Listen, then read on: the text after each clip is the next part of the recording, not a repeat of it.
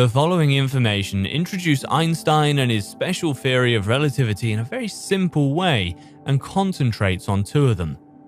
First, they pinpoint the daring conceptual leaps that lay at the heart of Einstein's theory.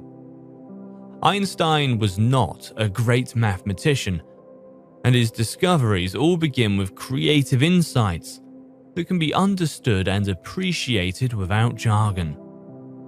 For philosophers, these flights of genius are enduring moments to the beauty and power of thought. Secondly, the data returns constantly to the heated controversy now surrounding the interpretation of Einstein's theories.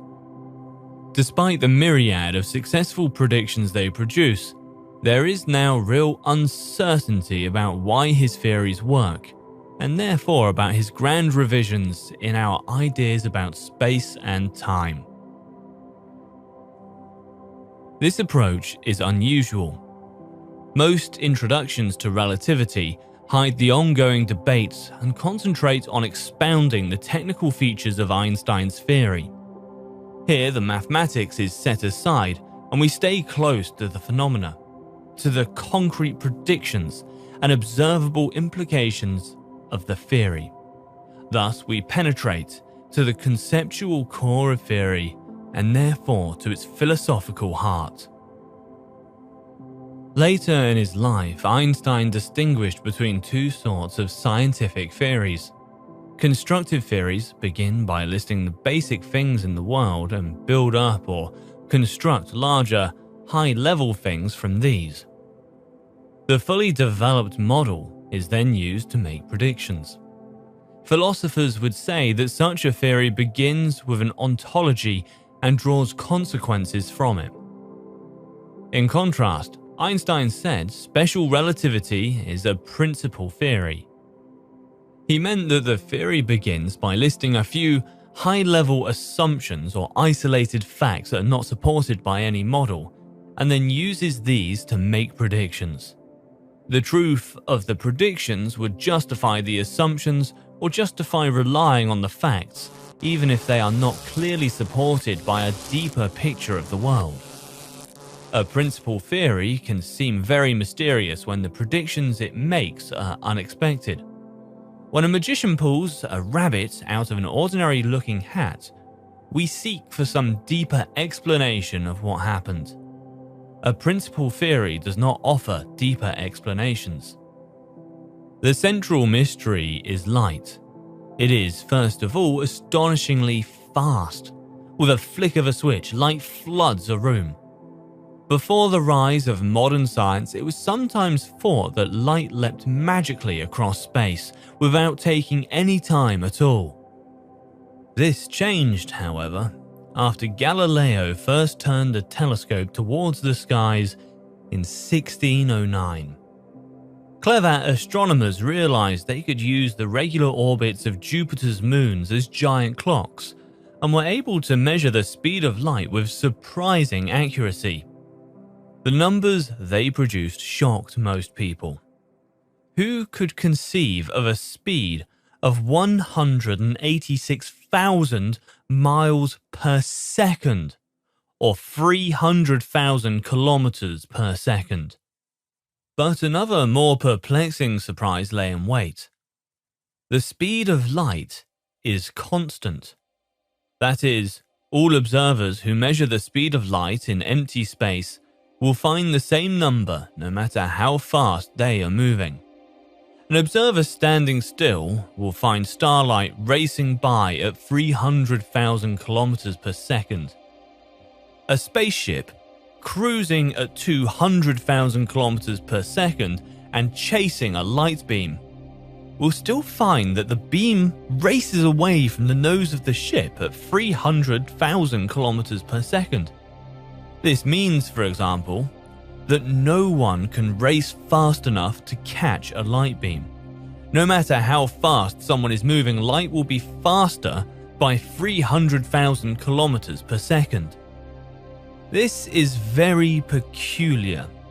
By way of contrast, considering a speeding motorist being chased along a road by the police. At the start, the police car at a standstill at the side of the road the speeding car zips away at 150 kilometers per hour.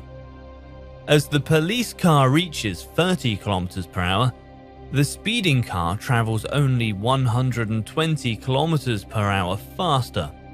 As they accelerate, the relative speed of the fugitive drops down further and further, and finally dwindles to zero as the police car catches up and races alongside, flashing their lights. This is common sense. If the speeding car goes at 150 kilometers per hour and the police are chasing at 130 kilometers per hour, then their relative speed is 20 kilometers per hour. But light is not common sense. Light races away from any standing or moving body at the same speed. The speed of light relative to any moving body is a constant. This fact was discovered experimentally in the late 1800s. It was so strange, there was no agreement about what it meant, or even whether the experiments could be correct. Even today, we have no deep explanation of why the speed of light is constant. Many have derived the fact, but only by making other equally mysterious assumptions. It was Einstein's great achievement to see this bizarre fact as a clue. He was able to place it at the center of a powerful new theory and thus opened up a new vision of our universe.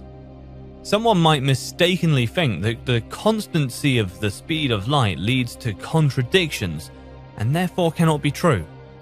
For example, suppose there are two rockets traveling through space in the same direction, but at different speeds, and that there is a ray of light racing out ahead of them. Someone might think that light cannot travel 300,000 kilometers per second faster than each rocket, because the light beam would then have two speeds. But that would be a contradiction. Light cannot have two different speeds. What is wrong with this reasoning? Einstein was able to remove the appearance of contradiction by profoundly altering our view of time. To understand this, we must carefully reconsider what a contradiction would be. Plato and Aristotle were apparently the first to state what is perhaps the most fundamental idea in philosophy: the law of non-contradiction. Opposite properties do not belong to one and the same thing in the same respect and at the same time. According to this law, a positive integer is never both even and odd. A paper can be black and white and red all over, but not in the same respect. It can be black here and white there and red throughout. It cannot be black and white at the same point, since these colors are opposite. In a move of breathtaking audacity, Einstein reasoned that since there were no real contradictions, and therefore a light beam cannot have two speeds at the same respect at the same time, the two rockets above must have different times. That is, the rockets each measure the same relative speed for the light beam because time flows differently for each rocket. A little story will help make this more concrete. Suppose that Jill is an astronaut flying overhead through the starry night. Jack is earthbound and working in mission control, and it is his job to monitor Jill and her spaceship carefully through a large telescope. As Jill's spaceship approaches the speed of light, Jack observes something marvelous. Jill and everything in the spaceship move in slow motion, like a film in the cinema shown at a slowed rate. The hands on Jill's wristwatch begin to crawl around the clock face. She seems to be wading through molasses. The half-hour program she is watching on her television takes 45 minutes. Jack is not surprised because Einstein predicted this. As the rocket speeds up, its time flows more slowly than here on Earth. An hour on the rocket is longer than an hour on Earth. This is now called time dilation. To dilate is to become wider or longer. and there is a simple formula to predict how much Jill's time will slow when her rocket has a particular speed. Reasoning from the constancy of the speed of light, Einstein concluded that there was no single universal passage of time. Rather, that the flow of time depends on speeds. Faster speeds means longer hours. Each body moving through space experiences the flow of time at a different rate. This astonishing conclusion was confirmed by many experiments. One experiment by Haffel and Keating in 1971 used exactly accurate atomic clocks, which were carried on around-the-world flights in Boeing jets. Although the jets flew much more slowly than the speed of light, there was still a measurable time dilation. The clocks were slightly behind other clocks that remained in the laboratory, just as Einstein's theory predicted. This can be tested at home. For example, time dilation can be used to delay getting the wrinkled hands that accompany aging. If both hands are simply flapped up and down continuously at nearly the speed of light, they will remain young while the rest of your body ages. Many studying relativity theory for the first time assume these effects are some kind of illusion that arise because of the way fast-moving objects are observed. That is, they believe that durations are really constant and merely appear to vary with speeds because they must be observed from far away. Some believe it is the lag time, the time it takes for light to travel from the object to the measurement device that produces an illusion. This is easy to refute and cannot be correct. For example, when the traveling atomic clocks were returned to the laboratory bench, the slight discrepancy between them and the stay-at-home clocks could be read off immediately. No fancy apparatus or fast-moving objects were involved. Indeed, human observers are unnecessary. A computer could have registered and printed out the differences. Similar examples of relativistic effects are widespread in the daily work of experimental physicists. Almost everyone in the present debate agrees that the effects cannot be simple illusions. Likewise, some beginners mistakenly believe that time dilation is just a consequence of using different units of measurement. A measurement assigns a number to a distance or a duration. A tennis court is 24 meters or 78 feet long. A tennis match may last 3 hours or 180 minutes. These numbers obviously depend on conventional units of measurement, on say, whether meters or feet are used. When international organizations change the definition of the units, the numbers assigned to bodies change too. But time dilation occurs even when everyone agrees on and uses the same units of measurement. Jack and Jill compare their rulers and synchronize their watches before the spaceship leaves Earth. Even so, Jill's watch will run more slowly relative to Jack's when she increases her speed. In short, time dilation is a real effect, and is neither an illusion nor a difference in the choice of measurement units. The flow of time depends on speeds. If two rockets flying at different speeds are chasing the same light beam, the light will indeed travel 300,000 kilometers per second faster than each ship. But there is no contradiction. The light beam has opposite properties, but not at the same time. Each ship has its own time. When Einstein published his ideas about time dilation in 1905, he limited his predictions to a special case, to special sorts of measurements. As mentioned above, special relativity is special because it is limited to special cases. To understand these important limitations, we must consider some simple facts about motion. Suppose a ship is sailing very smoothly down a wide river at a constant speed and in a fixed direction. Suppose some budget travelers have cabins below deck without windows. and so cannot see the riverbanks sliding slowly by the ship. When they wake up in the morning, such passengers will not be able to tell whether the ship is moving or standing still. In fact, no observation or experiment performed within the cabin can measure the ship's motion. Without looking outside, steady speeds are undetectable and unmeasurable. This is very peculiar. If the passengers are really moving, they should be able to discover it without looking elsewhere. Philosophers and scientists discussed this riddle so often that they gave steady motion a special name. Distances and durations are measured with rulers and clocks. Einstein limited his special theory to the case where the rulers and clocks used in measurements were at rest or moving inertially.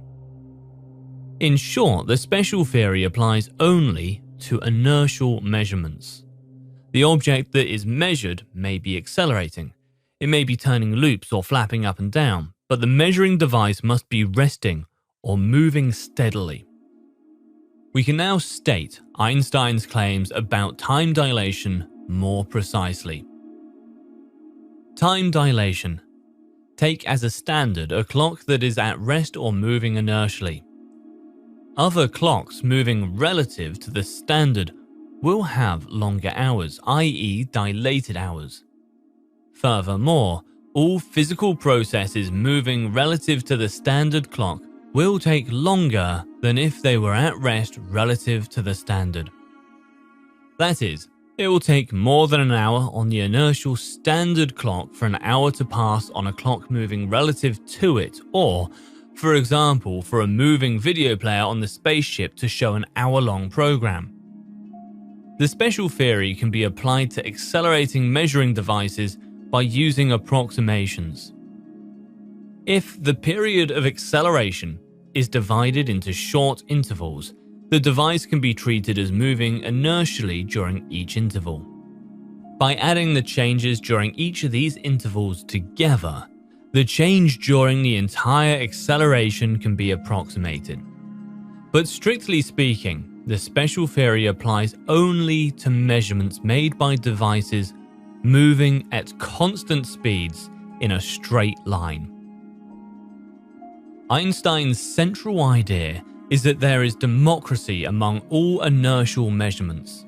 Any measurement made by a set of rulers and clocks moving at a steady speed in a fixed direction is equally as good as a measurement made by any other set.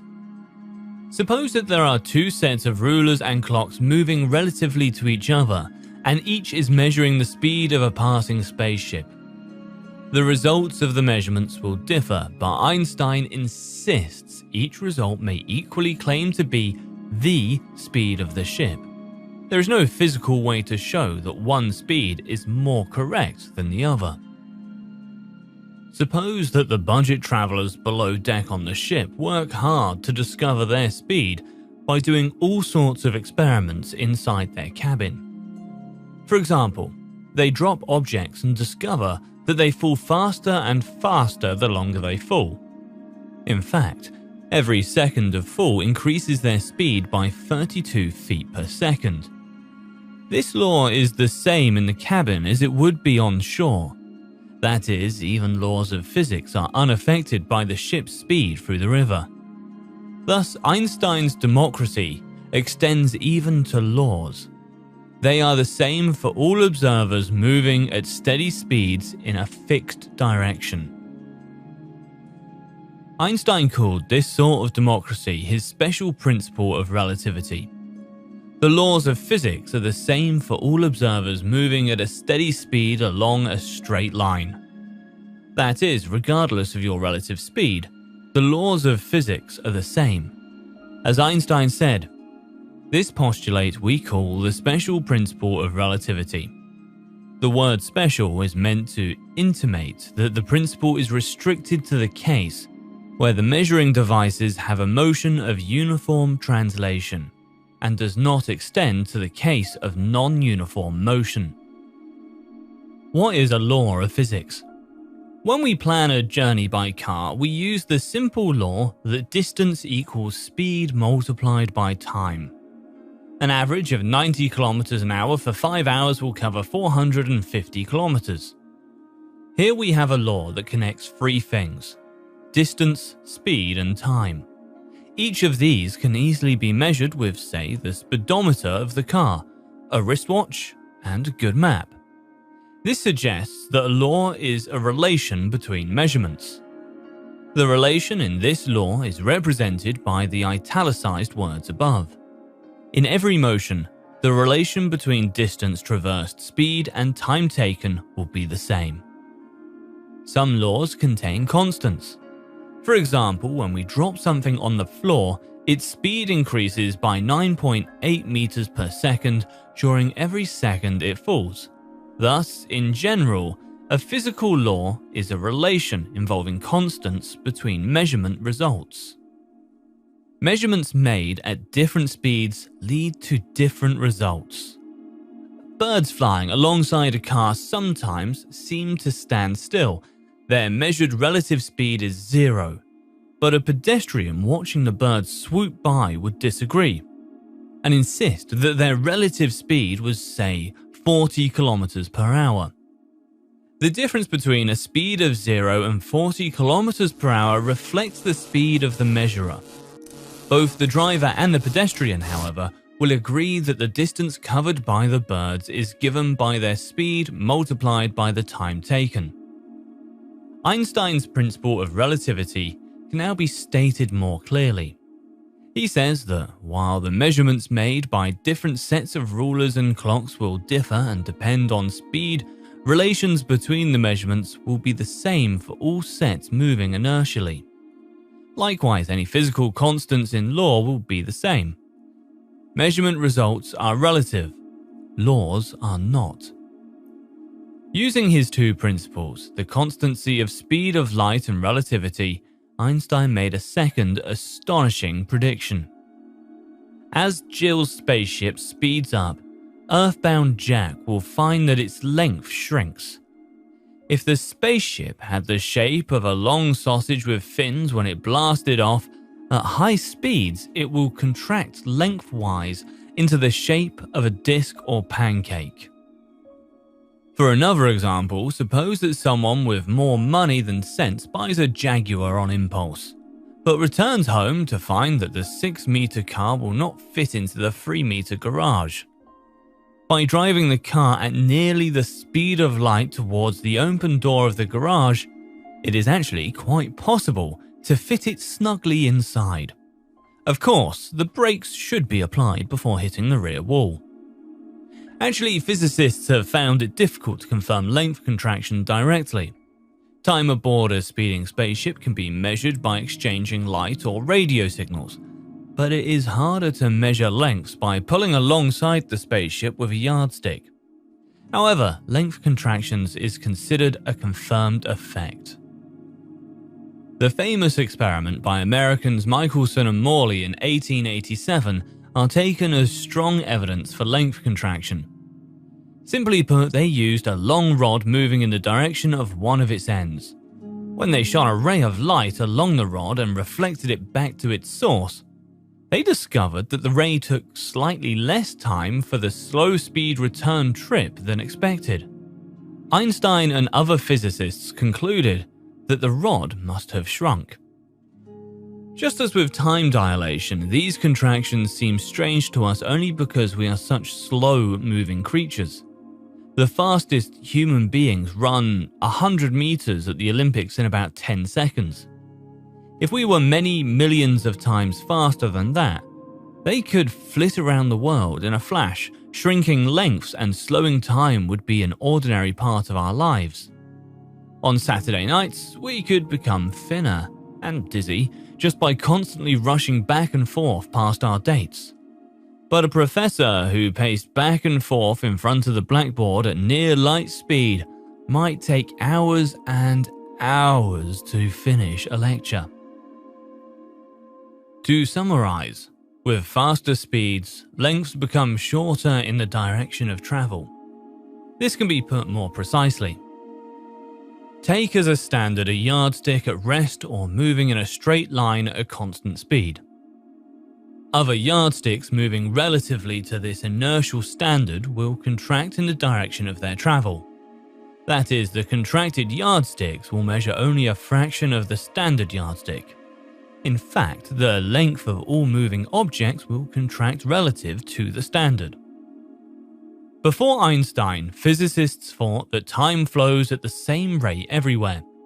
There was supposed to be, we might say, a universal Tuesday. If it were Tuesday here on Earth, it was Tuesday throughout the entire universe. That is, it was believed that one and the same instant of time occurred simultaneously throughout the universe, and was then followed by the next instance elsewhere at once. Einstein quickly realized that his theories ruled out such a universal simultaneity. This is easy to see. Suppose Jack and Jill synchronize their watches at noon and plan to speak again an hour after. Jill has blasted off in her spaceship. At 1 p.m. on Earth, Jack waits by his radio, but Jill fails to make contact. Jack checks his watch against those of his colleagues in Mission Control and finds that they all show the same time. Jill is, however, blissfully unaware of her rudeness. Her hour has dilated, and only a part of her stretched out hour has passed. Jill's 1 p.m. is not simultaneous with Jack's 1 p.m. Instead, say Jill's 12:45 is simultaneous with Jack's 1 p.m., since time flows differently for bodies moving relatively to each other. They disagree about which events are simultaneous. Thus, according to Einstein, simultaneity is relative. Everyone now agrees that special relativity is well confirmed by experiment. But there remains stark disagreement about why length contraction and time dilation occur, about what is going on behind the scenes to produce such startling effects. This may come as a surprise. Einstein's theory is 100 years old. Surely scientists and philosophers would have clearly understood it by now. To the outside world, they present science as a series of great discoveries, a smooth upwards progress towards truth. But inside science, fierce debates and controversies rage constantly. The public is shielded from these in several ways. First, scientific language is often technical and difficult for non-scientists to penetrate. Secondly, science textbooks used everywhere from elementary school to university tend to conceal disagreement. This helps the students by simplifying the material, but it also serves to reinforce the image of science as an objective truth above all questioning, and thereby reinforces the enormous social and political authority of science. Disagreement about the interpretation of scientific theories is normal. No major theory of science is free of debate about its truth, meaning, and implications. One task that philosophers perform is the conceptual interpretation of theories in physics.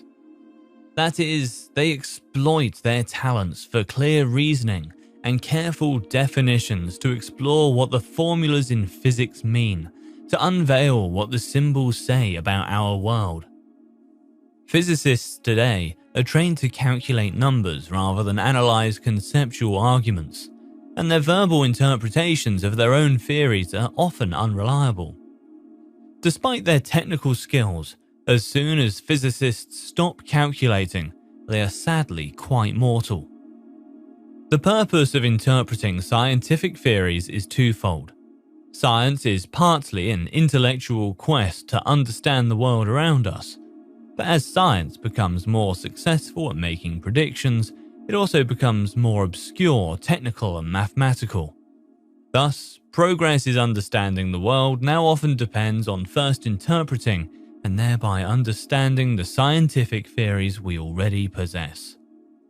The second purpose of interpretation is more practical. Advances in science come in many ways. Some are the result of blind trial and error, and some arise when patterns in data are first discerned. Historically, interpretation and conceptual analysis have been one important route forwards towards new theories and better science. Many of the important concepts that lie at the foundations of contemporary science were first created by philosophers. Thus, today's philosophers can hope to contribute to our intellectual understanding of the world, as well as to advance towards better and deeper theories. Relativity theory so shocked everyone that many different interpretations of the above effect have been advanced and defended. During the 1920s and 1930s, most physicists accepted relativity theory, and it became a routine part of their work. Controversy, however, raged loudly and ceaselessly. A number of physicists flatly rejected the theory and concocted paradoxes to show that it could not be true and must be self-contradictory and incoherent. Outside science, quacks and disgruntled cranks barraged scientists with proofs of Einstein's theory. In Nazi Germany, the Nobel Prize winner Johann Stark bizarrely condemned Einstein's theory as Jewish physics and used his political power to push research in other directions. In retrospect, those turbulent times were a learning period. Mainstream physicists rebutted the paradoxes and deepened our understanding of relativity. During the Cold War, from the 1950s through to the 1980s, special relativity was gospel. It was considered the best confirmed of theories and provided foundations for all advanced work in theoretical physics. Controversies over the interpretation of the theories subsided and textbook presentations of the theory were standardized. Then came the surprise. Beginning in the 1980s, philosophers and some physicists began to realize that certain experiments were a new and unexpected challenge to our understanding of relativity. That is, while still accepting that the theory worked at a practical level, increasing numbers began to doubt that the standard interpretation was correct. Similar sorts of interpretational problems arise with ordinary maps. A map of the world may be useful for navigation even though it grossly distorts the shape of the continents and portrays the spherical Earth as if it were a two-dimensional plane. Special relativity makes predictions that turn out to be true, but we can still ask how well it pictures reality. There are many examples in history of theories that made good predictions but fundamentally misdescribed reality. A simple one is the theory that the sun will rise every morning. This theory leads to the prediction of a general brightening in the sky at about 6 AM, which will be well confirmed. But the theory is false because the sun does not rise. Earth rotates.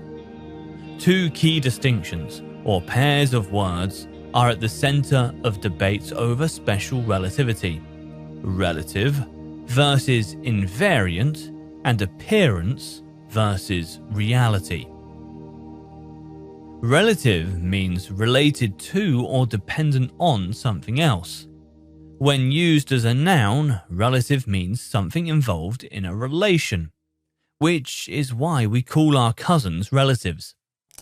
The word invariant is used very often in debates over relativity. In this context, a property is invariant when it is independent of the set of rulers and clocks that is used for measuring it. Suppose that different sets of rulers and clocks are all moving relatively to each other and are used to measure some one property. If all the sets give the same answer, then the property they are measuring is invariant and independent of how it is measured. Physicists sometimes use the word absolute as a synonym for invariant, but history has encrusted absolute with so many different meanings that we will avoid it in these introductory chapters. The philosophy called relativism holds that truth and values depend on personal belief of cultural conditions. Relativism is not the same as Einstein's theory of relativity, as will be discussed below. Einstein's relativity theory does not reject objective truth altogether. It argues that some properties we thought were invariant are not, and introduces new sorts of invariance. In fact, the name theory of relativity was not Einstein's first choice. It was coined by another physicist. The second distinction between appearance and reality is familiar. Hallucinations and mirages are cases where appearance diverge from reality. A straight stick appears bent when half submerged in water, even though it is really straight. This distinction is also central to modern science. Earth appears to be flat and motionless, but science tells us this is not really so. For another example, colors are mere appearance. The atoms that make up the objects around us are colorless and appear colored only because they reflect light of different wavelengths into our eyes. Note that as defined above, the question of whether a property is invariant or not is a question about appearances. A physicist can test whether lengths are invariant merely by making observations and need not speculate about whether those measurements faithfully report what is real.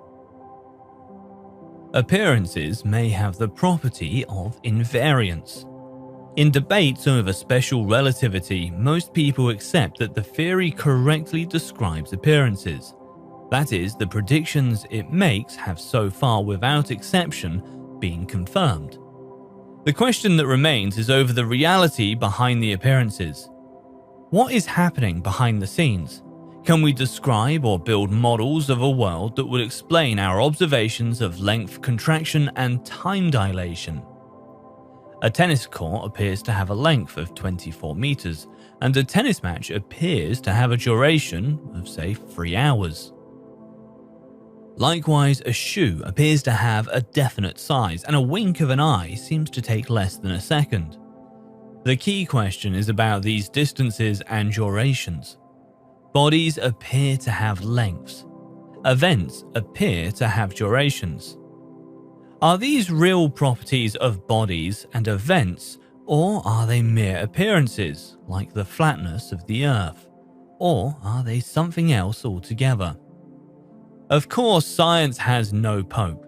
No one imposes uniform views on physicists, and every shade and every variation of opinion on this issue has been asserted at one time or another.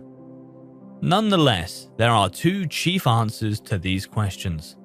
The first is accepted, implicitly or explicitly, by most mainstream physicists.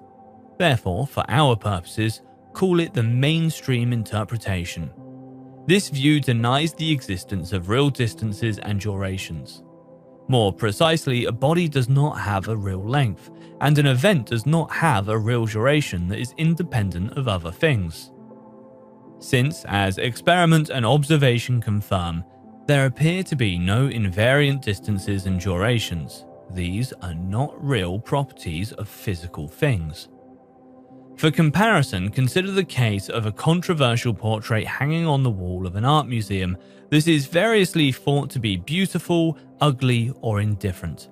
Suppose that over the centuries, judgments have always been mixed but tended to shift with the prevailing fashions.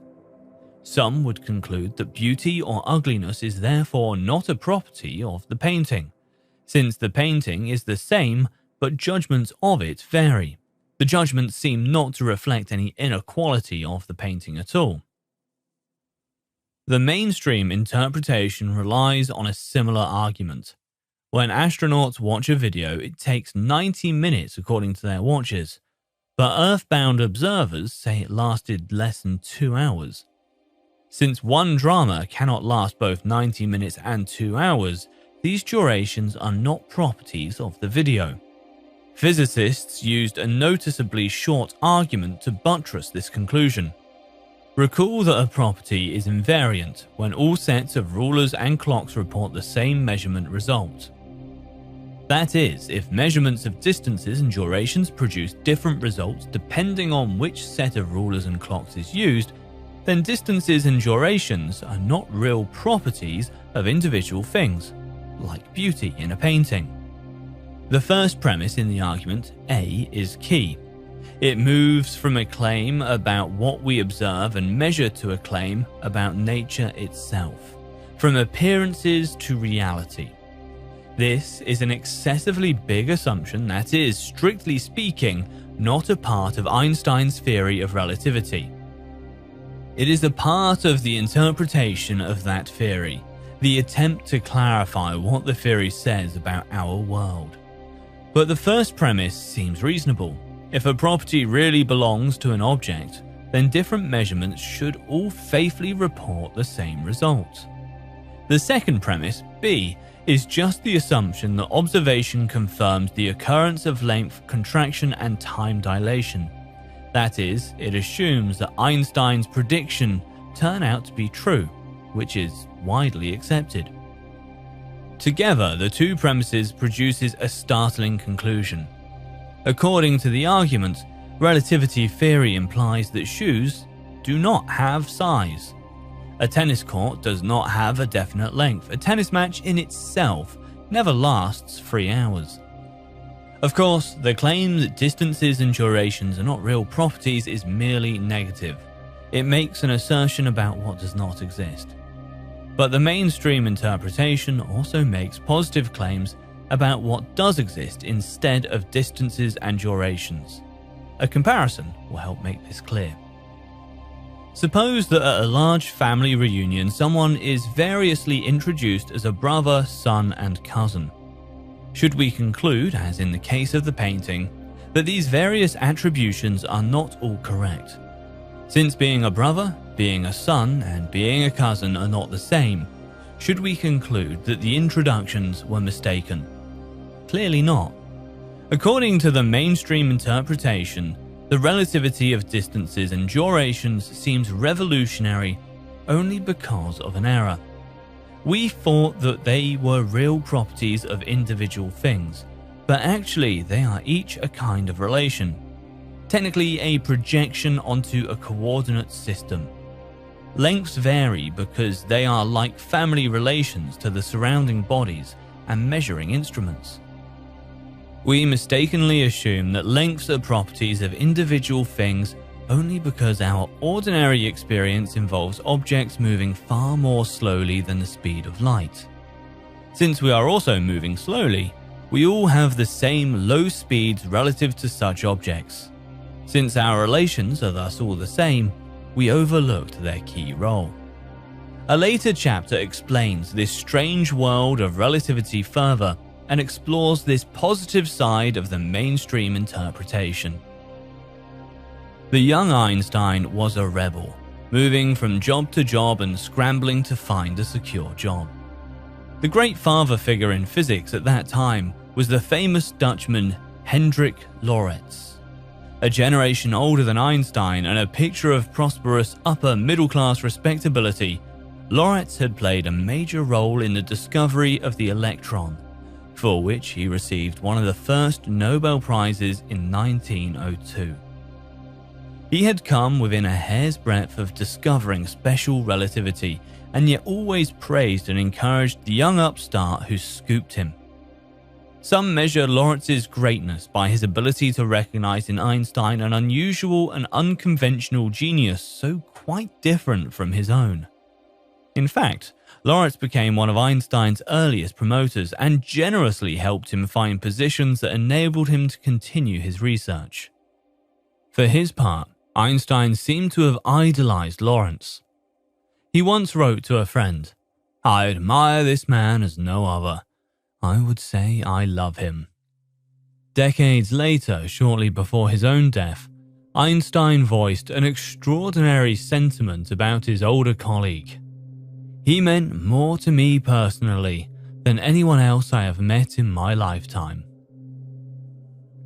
Later in his career, Lorentz loomed over the world of physics as a wise and benevolent grand old man, perhaps the leading physicist of his generation. But historians have been less kind. In the aftermath of the relativity revolution, Lorentz has often been portrayed as a sad figure, with a mind mired in the comfortable past and simply unable to comprehend the dazzling world unveiled by Einstein's theories. The historian Thomas Kuhn wrote chillingly about older scientists who were left behind by scientific revolutions, and quoted the physicist Max Planck A new scientific truth does not triumph by convincing its opponents and making them see the light, but rather because its opponents eventually die and a new generation grows up that is familiar with it. For many people, Lawrence is perhaps the most prominent example of a great scientist who died clinging to his outmoded theories. His case provided extra evidence to the depth of Einstein's reworking of our concepts of space and time. Even a Lawrence, they say, could not make the revolutionary leap into the strange new world of relativity theory. Today, however, as doubts about the foundations of Einstein's theories multiply, Lawrence appears very differently. We now have more sympathy for his position, and even honor him for clinging to insights that time has rehabilitated. In particular, Lawrence helped begin a tradition of seeking deeper explanations of relativistic effects, such as length contraction and time dilation. While Einstein simply derived these from the principles he assumed, Lawrence insisted that we press more deeply and uncover their causes. He was thus the founding father of what, for our purposes, we will call the minority interpretation. The momentous debate between Einstein and Lawrence pitted two of the greatest physicists against each other. Their respect and affection for one another should not disguise how cutting their disagreement was. Both men had dedicated their lives to physics. If Lawrence proved correct, Einstein's historic first discovery would have denied him. If Einstein triumphed, Lawrence's whole approach to physics, his life work, would be dismissed as old-fashioned, mechanical, and metaphysical. Einstein's mainstream interpretation is dramatic. With a single sweep, it eliminates features of our world that seemed obvious and indispensable and tumbles us headlong into a new world where distances and durations are not real properties. This has been the dominant view since the triumph of Einstein's 1905 paper on special relativity. According to the minority interpretation first developed by Lawrence, however, each object does not have a definite length of its own, but it varies with speed.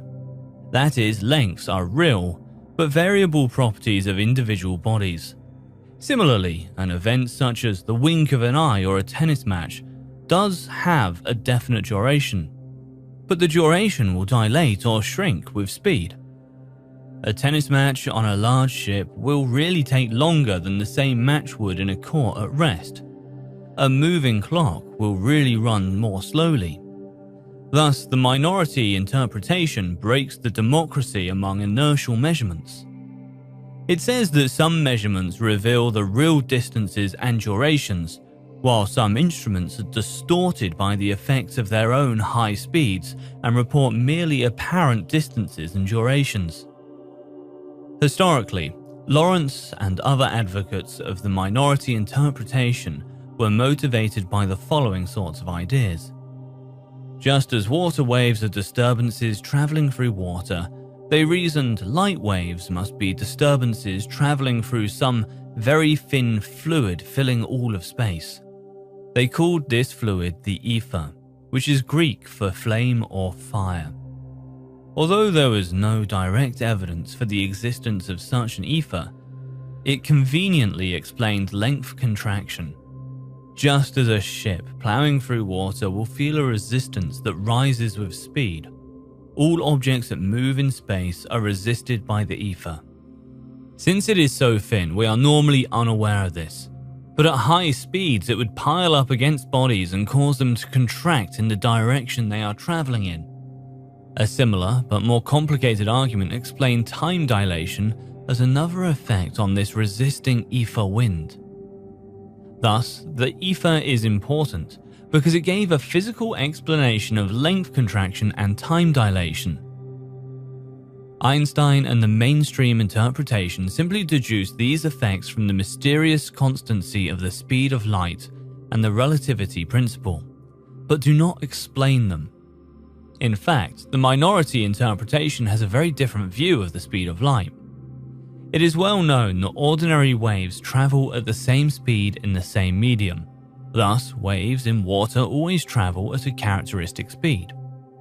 The reason is that each medium has a certain bounciness or elasticity that determines how quickly it pushes back when disturbed. Such a wave is, for one example, a push alternating downwards and upwards, so the degree of bounciness sets the speed of the waves as they progress through the medium. In water, therefore, waves from a high-power racing boat and from a small pebble dropped in a pond both travel at the same speed. The minority interpretation argues that light is just an ordinary wave that travels in the ether and thus really always has, regardless of its source, the same speed relative to the ether. But the peculiar thing about light is that measurements of its relative speed always give the same result. According to the minority interpretation, this is mere appearance and not really true. Actually, the speed of light relative to a spaceship does depend on how fast the spaceship is moving.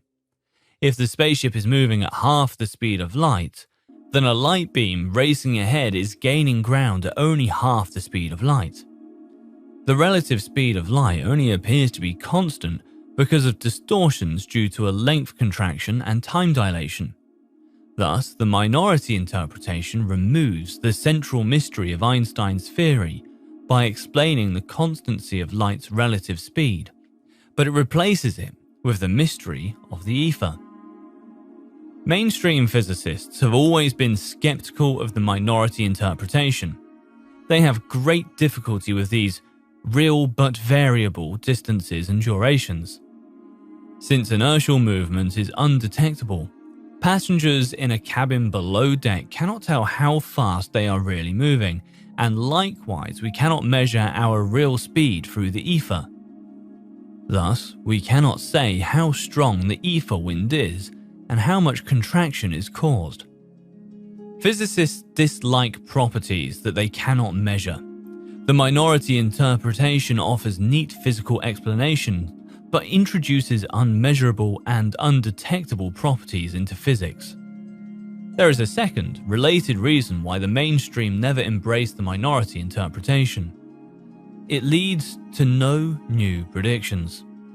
Although it's quite radical, Einstein's theory is conceptually clean and truly clear, whereas the minority interpretation is messy. It asserts the existence of real but unmeasurable lengths. It asserts the existence of the ether or some other cause of contraction and dilation, but provides no new or independent evidence for it. It asserts that these effects will coincidentally just match those predicted by Einstein, but seems to construct its theories just to produce this match. Physicists might accept this mess if the minority interpretation led to new ideas and made new predictions that would distinguish it from Einstein's theory. But so far, it has not. Before, we needed to explain length contraction and time dilation. We believed that distances and durations were real and constant properties. Now we must choose between two interpretations of these observations. Majority interpretation. Distances and durations do not exist as real properties of individual things. A shoe has no size. Minority interpretation. Distances and durations do exist and vary with speed through the ether. They are real but variable properties of individual things. A shoe has a variable size. As we shall see, many other important consequences flow from this fundamental difference between the two interpretations. The mainstream and minority interpretation lead to the same predictions. The mainstream interpretation is far more economical and cleaves closely to the results of measurement. The minority interpretation offers physical explanations and realistic pictures of the cause of length contraction and time dilation, but at the cost of introducing into physics unmeasurable properties and a ghostly, undetectable ether.